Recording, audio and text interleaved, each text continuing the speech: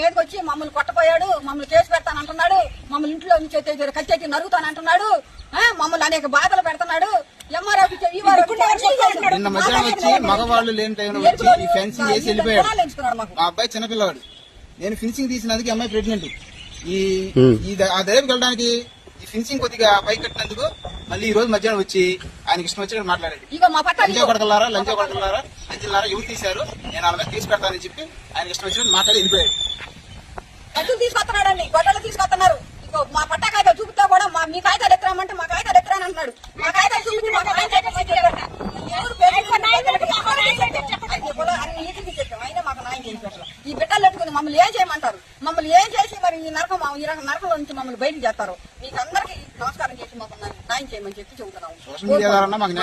బిడ్డలందరూ మీరు కూడా ఉండి మా మర్ర ఆలకించండి అని మీకు దండాలు పెడతాం. మాకు ఏదో ఒక న్యాయం చేసి పెట్టండి. మరి అన్ని అందరి దగ్గర